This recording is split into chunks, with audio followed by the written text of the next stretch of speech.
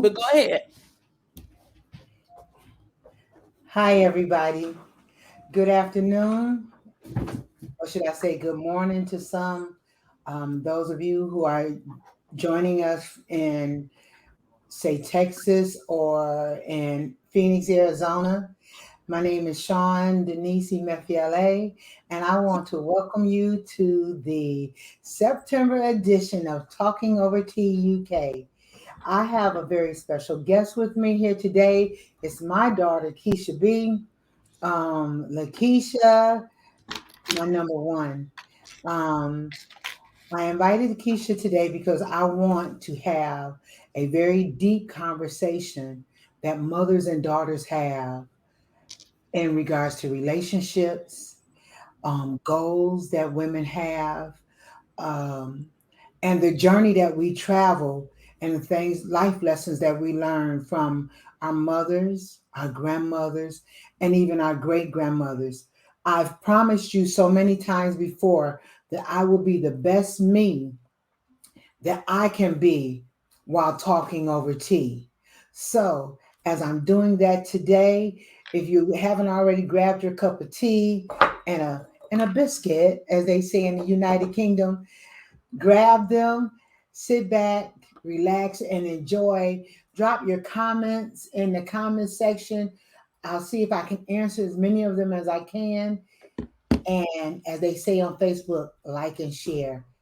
Hate when people say like and share, like and share. But if you don't mind, like this video and share with a friend who you think will benefit from what we're going to talk about today. Thank you so much for being here with us. Good morning, Lakeisha. How are you? Hi, mommy. I'm Hi. sorry. I'm multitasking. As much as I want to, the alarm is going off. I'm not quite sure why. I'm trying to turn it off. Elizabeth Grace is not feeling good, so I have to tell Alexa. So this is it's going to be very transparent. So please forgive me. This is not necessarily appropriate, but 1 second. Alexa, stop! Thank you. I I'm hope so she heard you. It did. So I'm Okay. sorry. I'm good, ma. Just multitasking. Grace is sick. I've been sick. We don't have COVID. We've tested and tested and tested. Thank But goodness. we've just not been well at all this week. I did not go into the office. I worked all week, but I had to work from home. I also had to cater this week, and my daughter had to be sent home from school because she was sick, and she's sick now. She's sitting in the living room watching her show and just relax. And she got up early this morning though and exercised because she said she thought it would make her feel better. So proud of her. But Alexa is my other eyebrow. Alexa, I had to cancel my eyebrow appointment yesterday because Grace was sick and I didn't want to get my esthetician sick. So, but I'm good, ma. I'm good. I just want to be transparent. I see that we're being very I'm transparent. so sorry. I'm so sorry. That's okay. Lakeisha, I have a question for you. Yeah, Um, as a young woman, I'm not that uh, young anymore. vastly approaching um, 40. 40 years, I wasn't going to say that, I'm okay but with 40. vastly approaching 40, Hmm. um, and being the daughter of myself, who so Hmm. many people call Auntie Sean. Hmm. Um, can you say what your journey in life has Oh, kind of entailed? you want me to start like tell the whole story?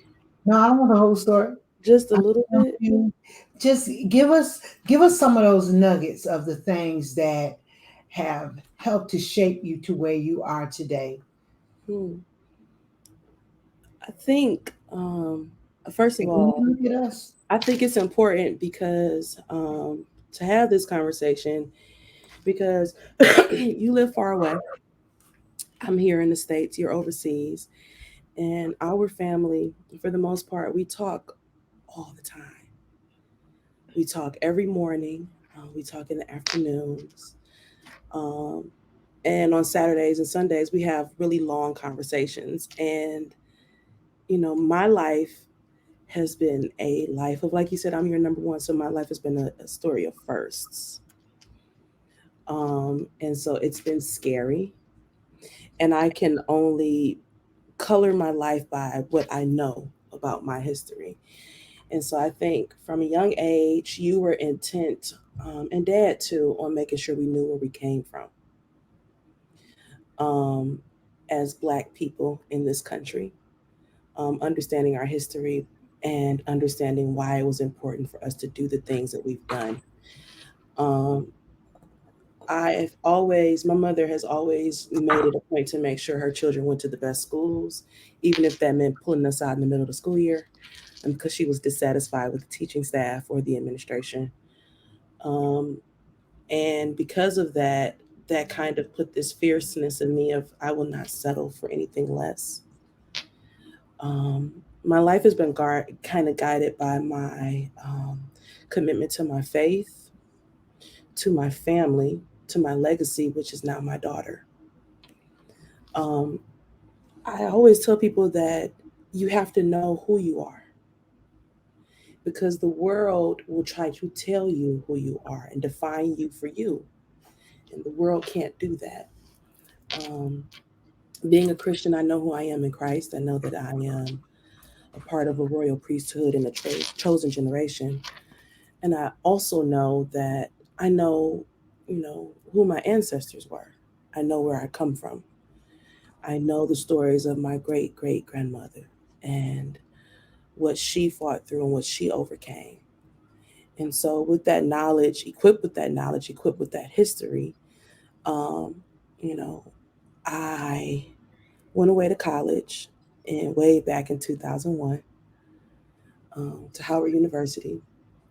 To my knowledge, and I could be wrong, I think, and again, to my knowledge, so I don't want to discount or make anyone in my family feel that I'm taking away from their contributions to the family at large. But to my knowledge, I am the first girl, and mom, you could correct me if I'm wrong, in my family to go to college and earn a bachelor's degree without being without first getting pregnant or having any stops.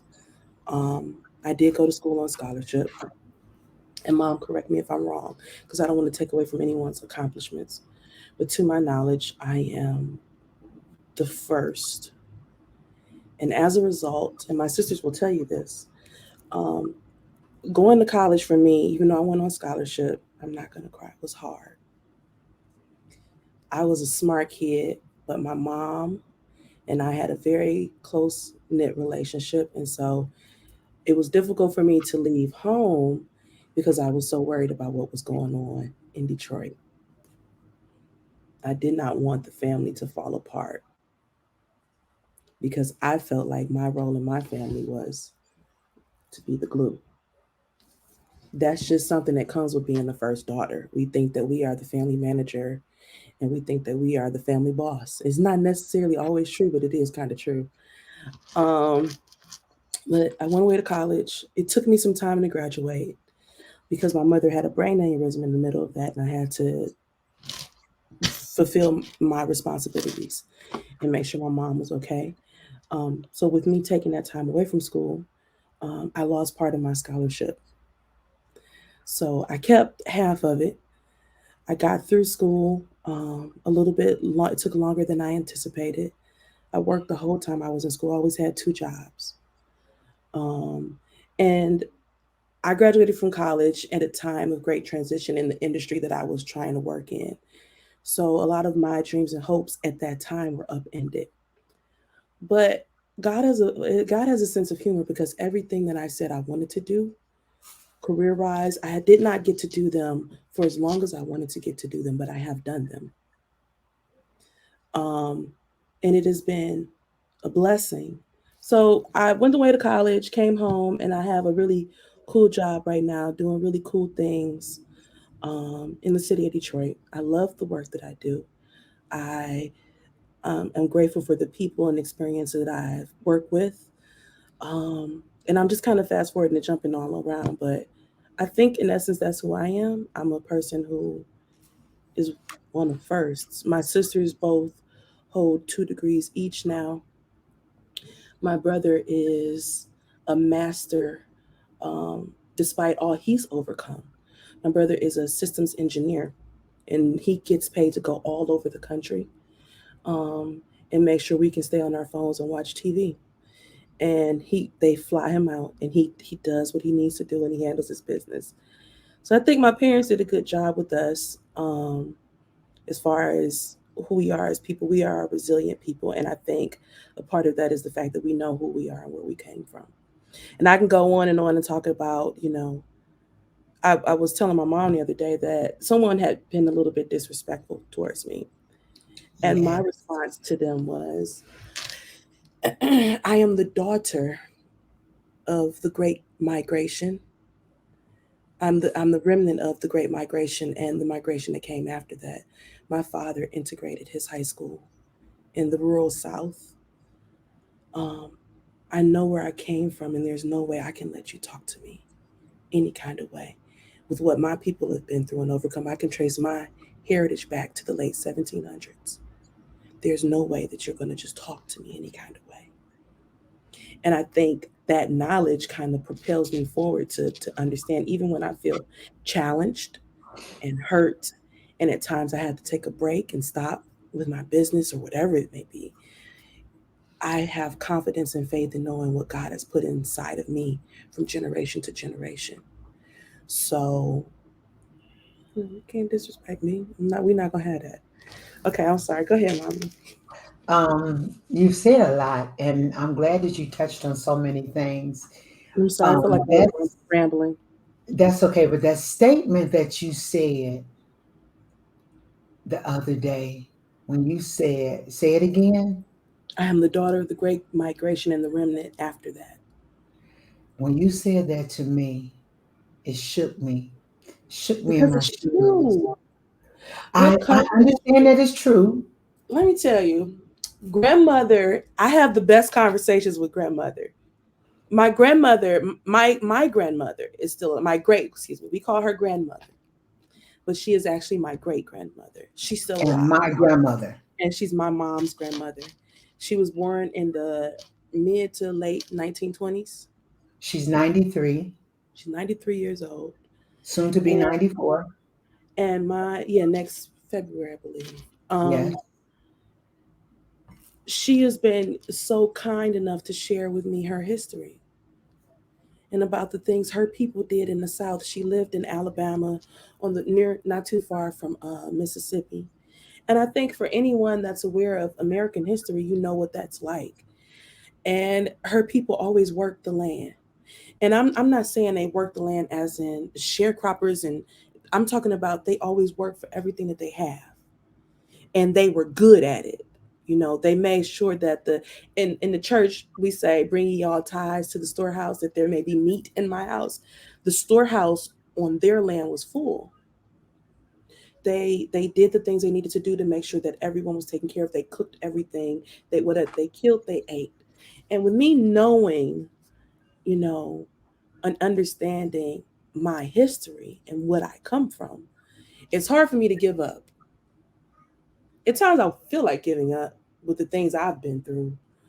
Um, but it's hard to, because I believe that through Christ all things are possible, and that He truly does order our steps if we stay in His Word. And the thing that you'll find, the thread that you'll find is through our people, is a persistence of faith. Now, sometimes everybody doesn't practice their faith the same, but at the center of it all is Christ. No matter how it's Christ. And so for me, you know, I'm like, okay, we gonna be all right. Sorry, mommy, I'm rambling. You're not rambling. You're talking good because conversations are not supposed to have a set guideline. When you speak from your heart, it allows people to see that true you. Like you say, we call it nowadays transparency. It's just that truth that lies within us, that truth that needs to be shared. Someone else can recognize their own truth. Like I said, when you said what you said the other day, it shook me because Mm. I thought to myself, I said, she's definitely Sean's daughter. Second of all, I said, wait a minute, here I am trying to get my broadcast together, making sure that I'm in the process of doing a book now. And my cousin Kasana is she's in the chat right now. I've never met her. Her book is out. Who do you think I'm gonna promote? I'm gonna promote her book. Why? Because she's mine. Mhm. She's mine. She's Mhm. my cousin. I didn't have to meet her, but I know that we are bound by blood. Mhm. So, with all that being said, I digressed. But it's like I said, it shook me because I felt that. Mhm. I felt that when you get to the point where you know exactly who you are and whose you are, you Mhm. begin to not allow anybody to treat you any less than the way God would treat you. And even so, you also have to be mindful of how you treat yourself. It's not just how outsiders treat you; it's also how you treat yourself. You know, Okay, talk if to you us have a too. self-awareness of where you come from, it's not just that you won't let others treat you any kind of way. You won't let you treat you any kind of way. You know, at times we're very hard on ourselves. But Bishop Shear used to say something, and it when he says it is he's talking about forward faith and progression and envisioning the things that you want to see happen in your life. But it's true. He says you can't see it before you. If you don't see it, if you can't see it before you see it, you never will see it. Um, and I apply that to myself because I've allowed the negative voices of others and then me believing those voices to envision a me that's not based in reality. It's based on someone else's opinion. So what I thought I became. So if it was negative, I was able to do I manifested negativity. But then when it came to, you remember when I was in college, I used to go around and say, I'm a genius. I'm a Hmm. genius. She Now said it I when was she saying drove this us crazy.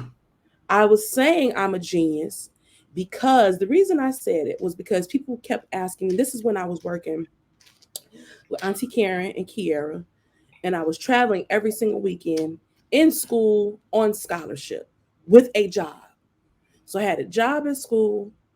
I had to go to 2 or 3 cities. I racked up more than 1 million miles, frequent flyer miles, that we can document in the course of 2 years. I was traveling, doing award shows, and trying to keep my grades up. And at the time, I was on the homecoming steering committee at Howard University, which is a big deal. And people kept asking me, "Now, how you gonna do all of this?" And I just kept saying defiantly, "Because I'm a genius."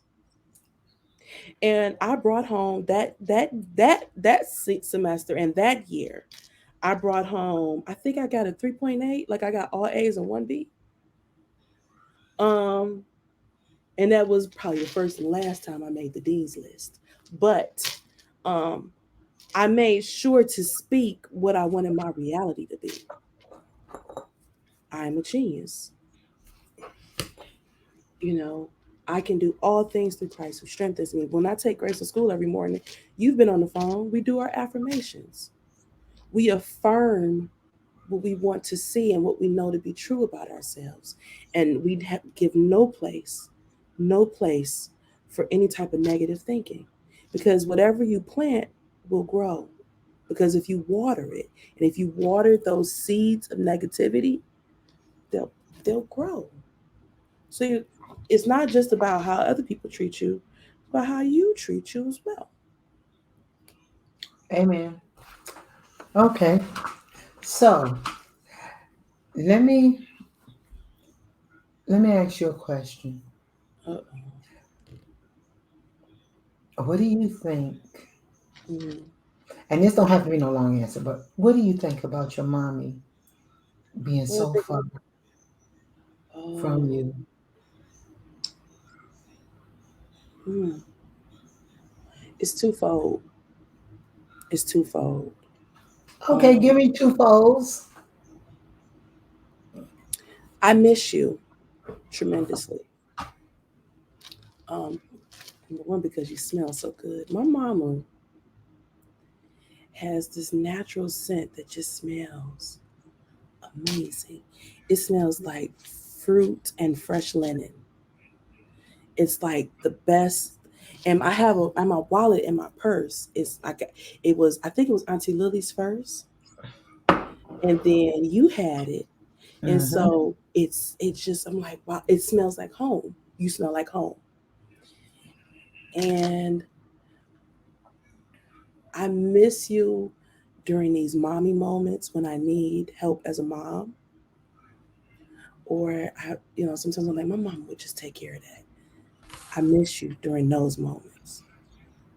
I miss you all the time, but we have a great relationship. We talk all the time.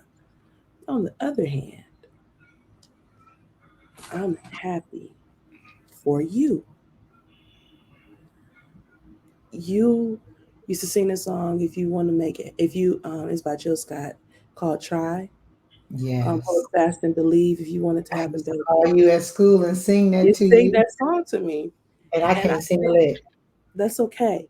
You sang it just well enough. Um, and I think I'm happy to see you. The song says, as a grown woman, I dream to see the world. And I'm so happy that you've gotten to see the world. And I don't know if you ever thought that would happen, but Not like this. I'm happy for you. I'm not, you know, I love I love my family, my mother, my father, my sisters, my brothers, my stepfather. But I'm so happy that you're okay. So it is difficult with you being overseas, but you come home more than you probably should. You come home two, three, four times a year, Yeah, um, and which that is makes you. one sided, in which we have to balance out. Um, but the fact to see you getting to live and explore the world and the way you have inspired other women, especially women who have either never been married or have been divorced, is beautiful. And it takes nothing away. And people sometimes, when they see, I want to say this. Sometimes when people see me celebrating my mother and what she's done, it's not a slight at my father.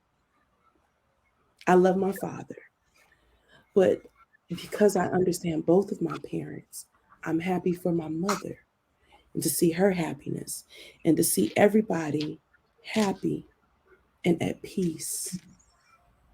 That's the most important thing, I think. So, yeah, I'm happy for you. I have no resentment. I'm not upset. I don't feel like I'm missing out on anything. Because when I was pregnant with my child and I was giving birth, I called you. I said, Mama, they want this baby to come out a week early. And you told me on the phone at 10 a.m. Eastern Standard Time, don't have that baby till tomorrow. I'll be there in 12 hours. And lo and behold, the very next day in the morning, you walk through the door and everything was all right. And until you got there, my family that lives here was there supporting me. My father was there. Grace's father was there. Auntie Rochelle was there. My grandma, bless her heart, she rolled in on her cart. She beat beep. She had the hair. It was the best thing. It was so good. And because I was medicated, I can't remember everybody because it was an emergency situation. I can't remember everybody that was there, but I remember everybody that was in the room for a long time. I think did Tata show? I think Tata, maybe Auntie Lily, Kiki. I Yes, think yes, everybody was there. Everybody was there. And it was the people who have been so integral in our lives, who are a part of my life because of their love for you as Auntie Shine.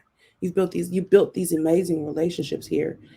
Um, and because of that, my family is not just um, my actual kinetic kin. I also have fictive kin that's large. So I have my nuclear family. I have my cousins and aunts and uncles that are of blood relation, and then I have my church family, and I have my music family. Like I have, it's just, and it's most of it. As popular as I am, it's unparalleled in comparison to my mom. I'll be somewhere, you Sean's daughter, da, da, da, da, da. And I'm like, this. Or when what's annoying though is when you come into town and we're in downtown, which I consider to be my part of the woods, and we'll be walking down the street and people be like, "Oh my gosh, I ain't seen you in so." I'm like, "Oh my god, it's my mom." So even with you not being here, like people look out because of you, because of who you are. So it's like I can call somebody. I if I want to go to, well, I can call such and such, and they can get such and such done for you. Or I can have them do this. You sure you don't want me to call it? I'm like, no, I'll do it on my own. Thanks.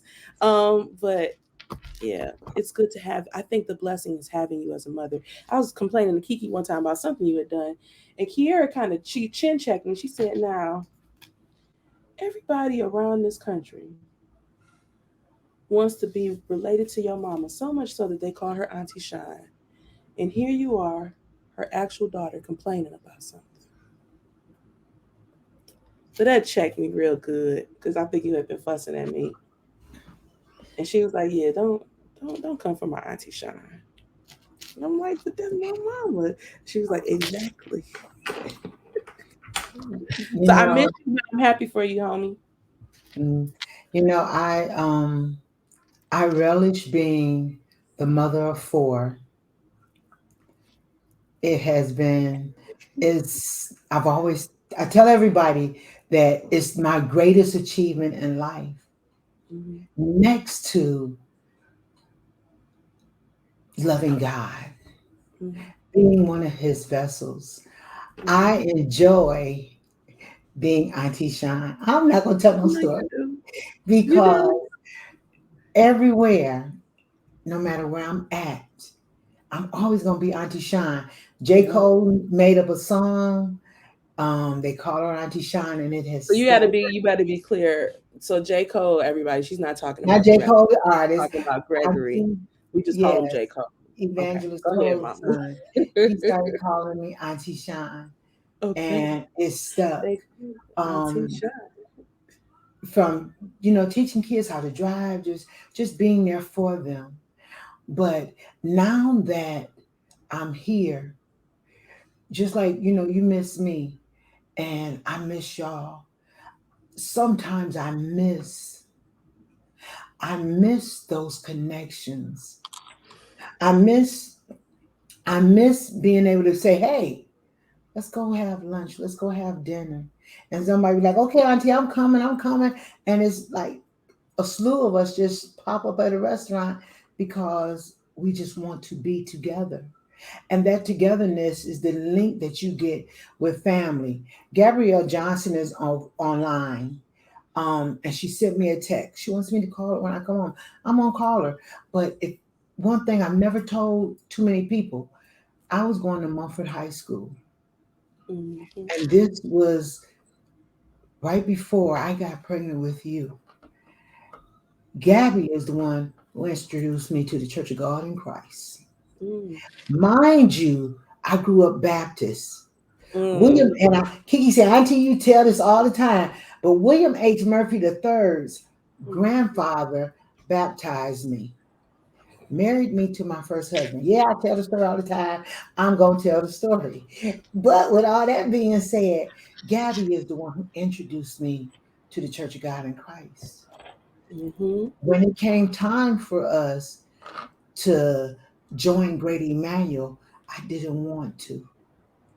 And the reason why was because y'all call me Petty Betty if y'all want to, it's okay. But we being transparent because we love God and God loves the truth. At that time, my ex-husband's entire family was there. And I was like, I'm not going to that church. I'm not going to that church. But I got there and I found Jesus. And I found him to be the best friend any woman could ever have. So any trial, any tribulation that I went through, I stood on what I knew to love, and that was to love God, which allowed me to love others, to be receptive, to learn, and to grow, which is why I am partly who I am today. I'm learning more and more, even at my age. Y'all, I'm almost 60. I'm learning almost how to love me and to love everybody even deeper and greater through love. Keisha would call me sometimes and say, I want you to know. Now I got an amazing husband, but Keisha would call me and say, I want you to know you are loved. She said, I nothing else. We don't have to talk about nothing else. But mommy, you are loved. And that love is what keeps me going. It keeps those negative thoughts that come because when the sun goes down over here in the wintertime, the sun goes, it's almost dark, y'all. Sun goes down at 4 o'clock. So when you realize and you Bless feel me. and you have that love, it's like, hey, but for somebody to call you and say, Mommy, you are loved. Mommy, don't worry about what happened. Mommy, we're okay. Or to get a phone call. What's wrong with you, Keish? Well, you know, when you sneeze once, it's never just once. It's always Okay. twice. Well, I'm God sorry. bless you. God Yes, bless you. bless God me. bless you. Okay, God go bless you. ahead. For your kids to say you did okay by us and we're Yeah. happy. That means a lot. Justin Allen Brooks said to me one day, I had come home to visit, and he said, Auntie Shine, I want to say thank you. I'm like, for what? What would I do? He said, you allowed us to be kids. We Yeah. had an amazing life Yeah. because you made sure that we were children. And that meant a Yes. lot to me. Growing up, it was weird. It was weird in the best way. Growing up, my house was always Weird. full with kids from the church. We had our own little choir at the house. And it's funny now because we all have gotten to, like, I'm a songwriter. I've written some songs that be on the radio sometimes. Um and like seeing Mama called him Justin Allen, but seeing Jay Brooks where he is now is such a blessing. And I don't even get to talk to him all the time, but I hope he knows that I love him. We all grew up together. We all grew up together, and my mom created this space where we could be church kids. And there was, I was thinking about it this morning, there was incredible balance to my childhood.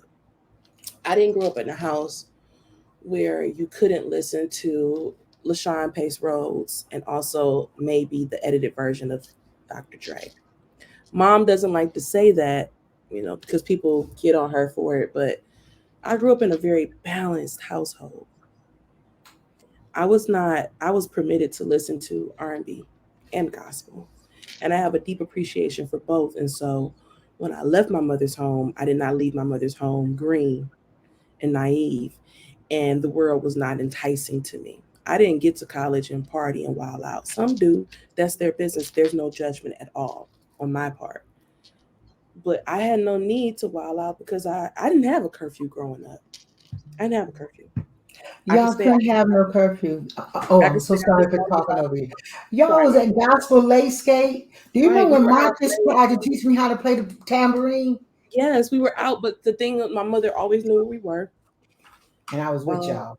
she if she was not, even if she was or wasn't with us, she knew what we were doing.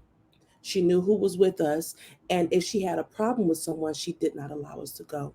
I couldn't spend a night at everybody's houses. It was only like one or two houses I could spend a night at, and that's because my mom, and she knew the parents. She knew what was going on in their house for the most part, and she was comfortable.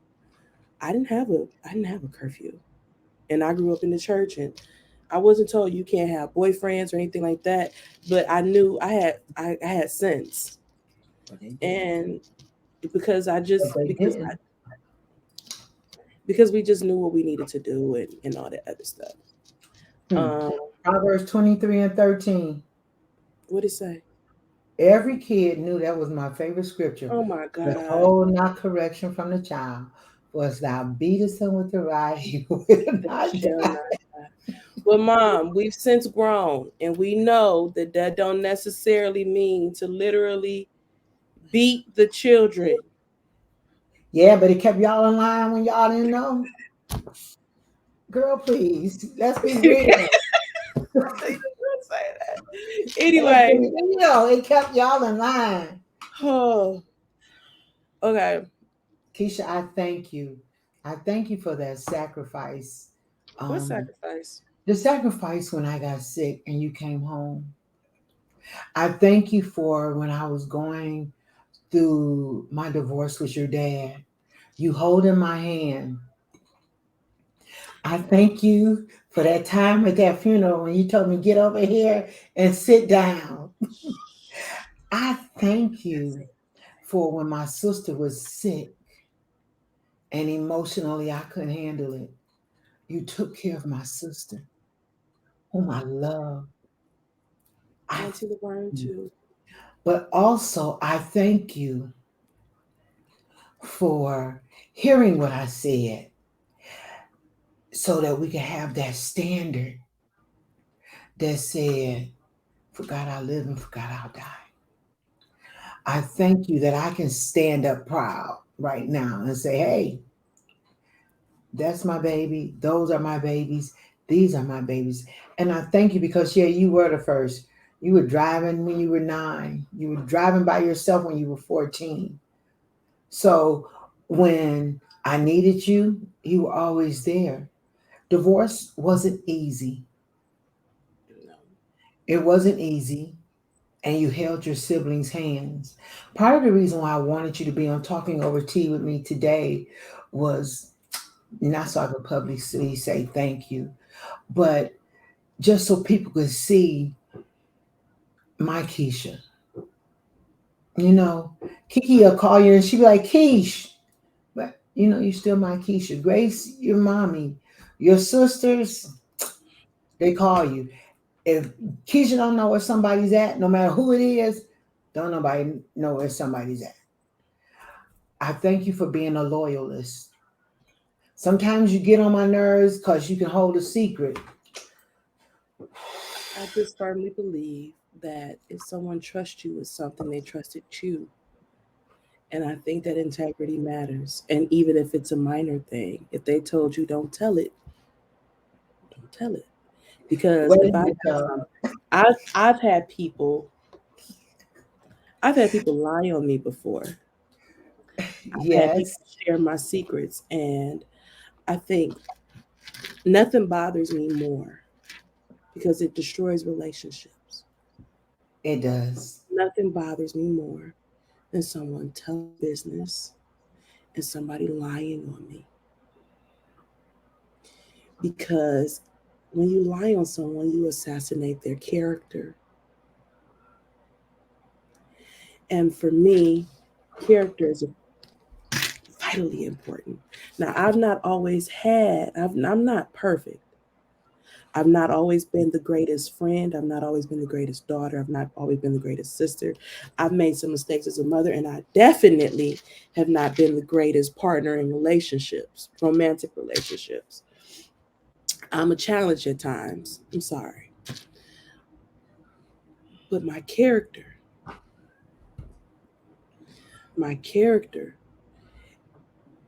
is a is a huge part of who I am. And the reason why I hold secrets and when people come to me with things, I don't run my mouth is because to me that is a huge, huge flaw and a huge that is indicative of someone of low character. And I don't like low character. I don't like shiftiness. I don't like not looking me in the eye. I don't like you being one way with somebody and another way with me. You should be consistent. I don't like my character being assassinated. I don't like my words misrepresented, and I don't like things not being taken in the proper context. I tell people all the time, reading is fundamental. Comprehension matters. Context is everything. Okay. All right. I agree with you. So that's why that's why I'm a loyalist because there's certain things people can't come to me and say you did because I know you. And even if you did do it, I'm not gonna co-sign with them. Cause why you And feel don't come to comfortable? me with that Why you garbage. feel comfortable coming to me? I have not shown you no signs that you can come to me and talk to me about my mama. Even if my mom was wrong, you can't. I will talk to my mother. You're not gonna come and talk to me about my mom. Okay. Glasses back on. Sorry, I'm not. Um, I I respect that, Sorry for and not telling you all the secrets when you ask, and then when you find out something you happened, don't you be like, tell "Keisha, did you nothing. know?" And I'm like, I don't Hmm. know anything. Let me tell you something. If Don't somebody, I live tell with everybody murder this. things. That's not true. Now, if you shoot somebody, I'm telling. Listen, let me tell you something. I'm If not going you to jail. standing in the bank, okay, we won't say shoot, but if you standing in the bank Don't and commit you no rob the robberies in bank front of me either. and you tell Keisha, don't tell, and the police come in and say, "Ma'am, did you see anything?" Keisha gonna be like, "I didn't see nothing." I ain't gonna say I ain't seen nothing because I'm that's lying. I'm gonna be like, huh?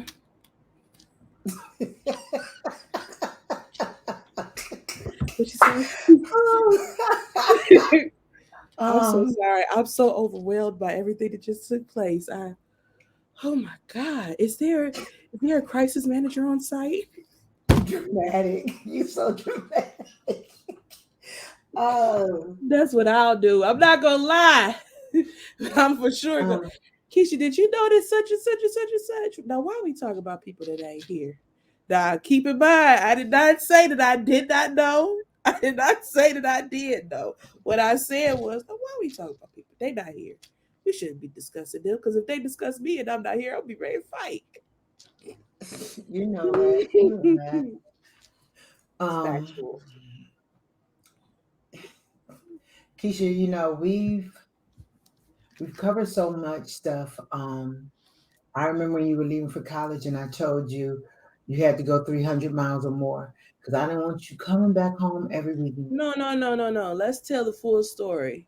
Let's tell the full story. So I had an invitation from Princeton University to come to an interest meeting or whatever they were called back in the day. They were doing a thing at the Weston Hotel in Southfield, and I had don't pick your head up. I was so excited because I was getting good grades down in Cass, and I'm like, okay, perfect. I'm like, but I didn't think my grades were good enough for that, but I had done good on my tests. So I got this thing from Princeton, and I was like, okay, bet I'm gonna go. We were in Bailey's Cathedral. I'll never forget it because the church hadn't moved to 7 Mile location yet. We were in the basement at Bailey's Cathedral. I had told a couple people about it, and I ran up to you because I was gonna surprise you, mommy. I want to go to this thing at Weston, da, da, da, da, da." And you looked at me straight face, no emotion, and said, and I quote, it wasn't no 300 miles away thing. You said, and I quote, if you don't go to a black college, I ain't paying for nothing. You won't get a dime from me. Straight face. And I took my tail on the black college tour with the NAACP. I made sure they were touring the schools that I was interested in. At the time, I was interested in Spelman, Tennessee State University, Howard University, and FAMU. We went to those four schools. Okay, four. Got to TSU. I was sure I was gonna go to TSU because Oprah went to TSU, and I was like, "This is gonna be amazing." Got there, I was like, "This is not for me." Got to Spelman and saw Clark Atlanta. I was like, "I could do Atlanta. Like I could do the ATL." Got to FAMU, and I was like, "It's too hot and there's too many hills." I felt the same way about Alabama A&M. Like, it's too hot, it's too many hills. I don't want to be in Alabama, even though I love Alabama. My family's from Alabama. Got to Howard. It was like, I can't say what I want to say here. I was like, all right. And then I went back to Howard because my best friend at the time, Nakia, her aunt lived in Alexandria, Virginia. So she let us come and stay with her for the weekend. We went down there and she had us in DC. So I was feeling the entire. That's what I went to go see. I saw Kings of Comedy. I snuck and saw Kings of Comedy while I was in Virginia at Pentagon City Mall, because back then they had a Lowe's or AMC theater in the mall. Went to go see that movie, and I was like, I could do DC. I could do it. I could do it, and I'll never forget. So I applied to. I made it. I made a. I made it. I made a. It wasn't a gamble, but I took a risk, and I only applied to two colleges that I can remember. I applied to Spelman College, and I applied to Howard University. I got accepted to both schools. Spelman sent me this really nice letter in response to the essay that I sent them. Howard University, my mother, there was this man named Tom O'Connell who worked at Ford Motor Company. They had let him know that I got accepted to Howard. I didn't have the money. My mother got on the phone and called. Whatever she did, I got offered two scholarships from Howard and Ford Motor Company. They looked at my grade and my ACT and SAT scores, and I got scholarships to Howard. Spelman back then did not do really big scholarships. As much as I wanted to be in Atlanta with, Morehouse, I, I Morehouse was there. God always has he has that fish.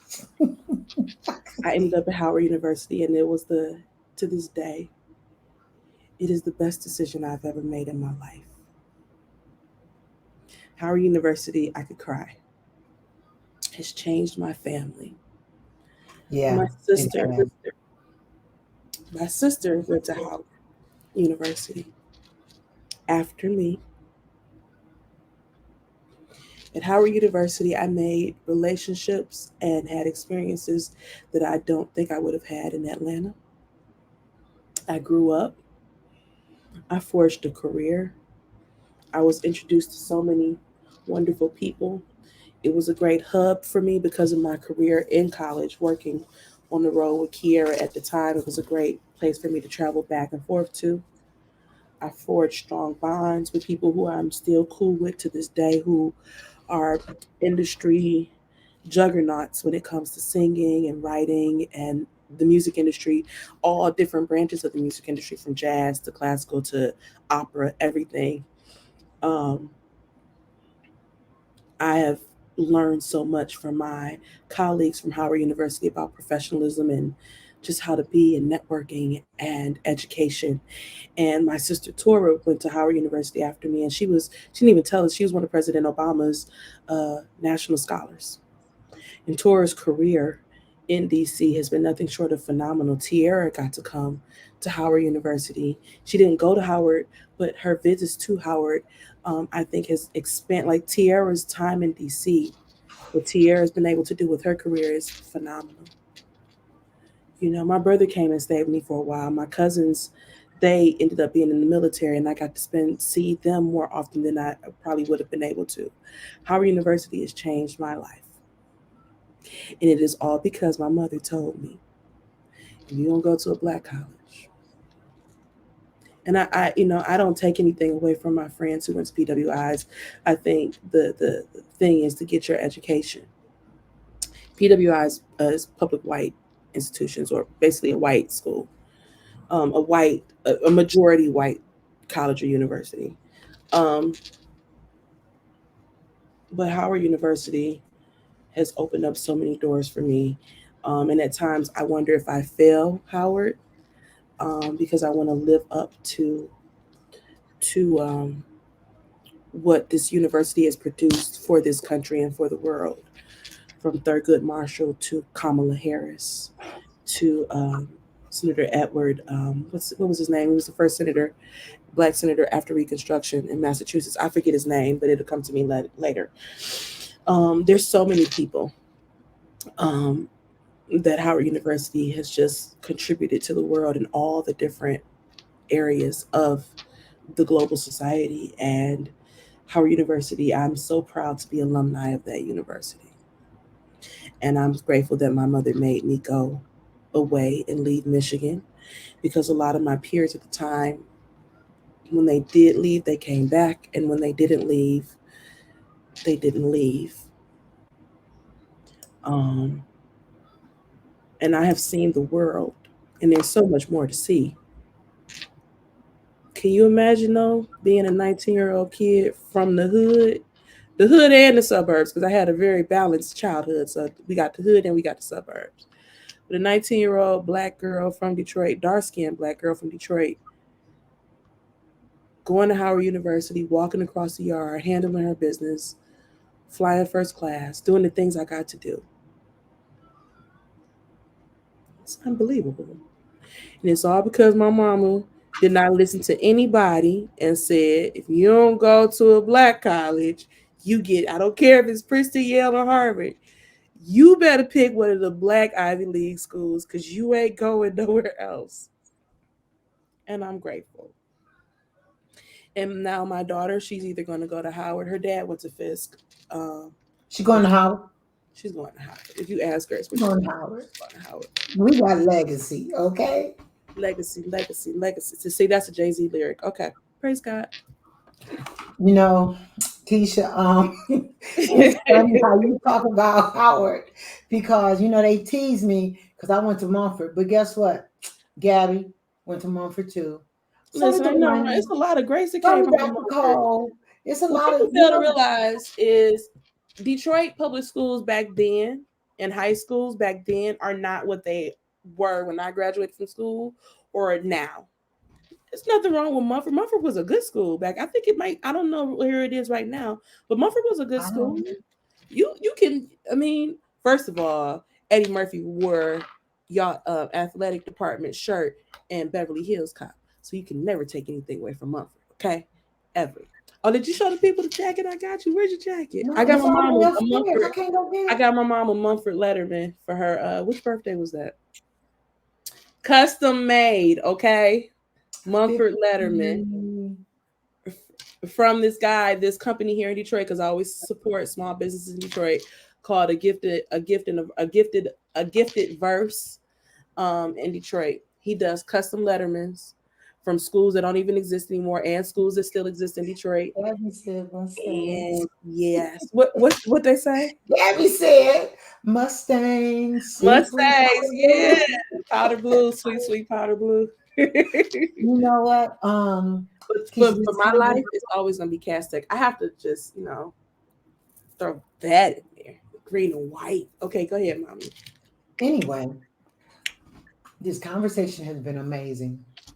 But this is Um, what we talk about all the time. Like it's it not is what we talk about we all the have these time, but conversations all the time. ma'am, Okay.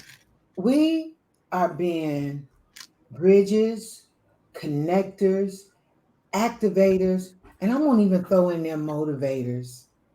Okay? Because I want to motivate somebody else to step out and see the world. I want to say to anybody when you're in a relationship that is not giving God honor and glory, Mm-hmm. Mm-hmm. step out. Mm-hmm. I Run, don't girl. believe in divorce. I don't. But I believe in love. When Isaac Kyrie, or am I saying his name right, Keisha? It's Isaac okay. We know what Kyrie, you're doing. when he made the song Her, he said something. I was listening to Layla Hathaway, and hers it's a beautiful, beautiful emotions or something like that with Donald Lawrence. Yeah. And she talks about that secret rendezvous in the morning. That's Mm-hmm. when you get up in the morning, You spend time you with get God. on your knees, and Mhm. you talk to God. You should be talking to God throughout the day. Yeah, you should. Mhm. But when you start that relationship off in the morning, that sweet hour of prayer, 5 a.m., it means a lot. I did a lot of praying when you all were coming up Mm-hmm.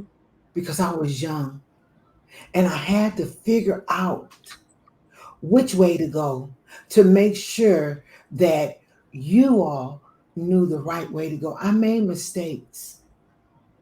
And sometimes to this day, some of those mistakes, they may speak to me, and I have to pray and say, Lord, I did the best I could, with what I knew how to do at that given moment.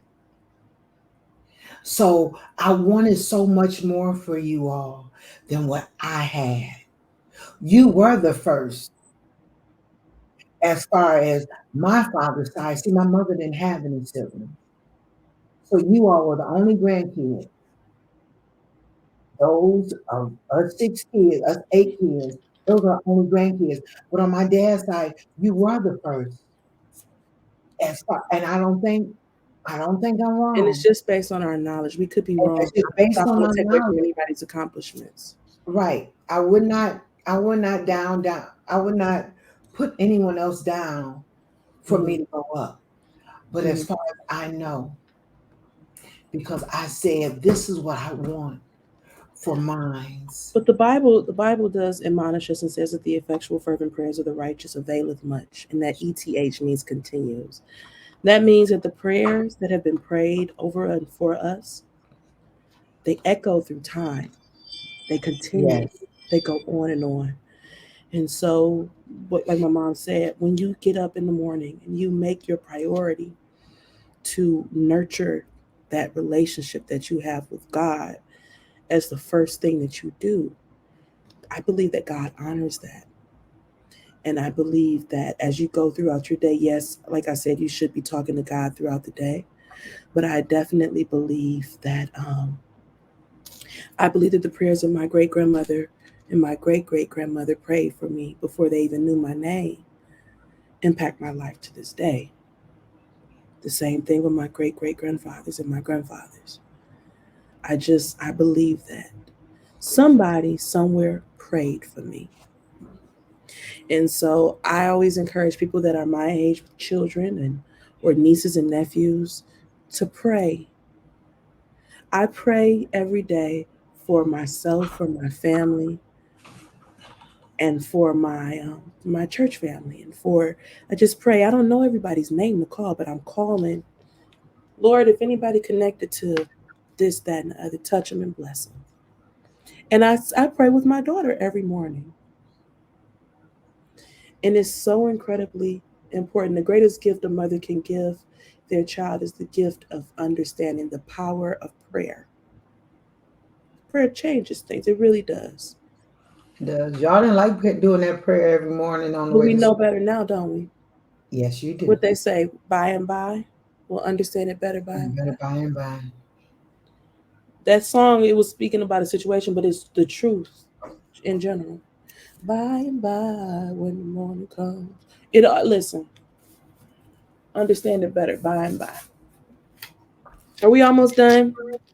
Oops. Y'all see how Keisha do? Well, The because thing- I got it. It's cleaning. Like I'm trying. Oh I'm man, leaning we this got way 1 minute. because Man, we got 1 minute and well, 50 seconds. all the laundry is in here, and I'm trying to like hide it because this is how y'all do spring cleaning. I do fall cleaning, so my house is a mess. Grace has been too quiet in the other room the whole time, so I'm concerned she's sneaking and watching YouTube. So we almost done. We got 1 minute and a half. We're going to sign out in 1 minute and a half because this is talking over tea and we want to give everybody everything that we can, Keisha. Ma, you need to start selling some tea. Okay, I'm gonna start selling tea and mugs and t-shirts. Y'all, I'm getting my book together. My book is soon gonna be Good book. coming out. Good book. Kasana is gonna be on soon so we can promote her book. I might even do a mid-month talking over tea. That sounds good, don't it, Keisha? Mm-hmm. We have a special guest next month. Evangelist Jackie Clark Chisholm will be with us next Jackie, month. So funny in Auntie person. Jackie will be there. It's gonna be amazing. I'm grateful and I'm thankful for everybody. I just want everybody to remember be the best you that you can be while you're talking over tea, be a bridge, a connector, an activator, and even a motivator. And if you don't have no tea or you don't have no water, just be the best you that you can be. Love God first, keep Him first, Mm-hmm. and He'll keep you close to Himself. I love y'all. Thank you for joining me. Thank you, Keisha B. Your mama loves you. I love you Don't too. make that face. Don't make that face. I'll see y'all in a couple of weeks and next month. Love y'all. Well, Bye. mommy, you ending on time. Oh, that was good. You good. Go ahead, Oprah. I just love you. Bye, everybody. And Gabby, her company is called the Detroit Ice Cream I got Company. two companies. I have the Detroit Ice Cream Ooh, Company, Ice Cream I Catering stand Company, corrected. soon to be in grocery stores. And I also own the 415 Inc., which is a consulting agency. I help small businesses, and they do well. I pray. I pray for these businesses. Amen. Amen. God bless y'all. I love y'all. Bye. Oops, I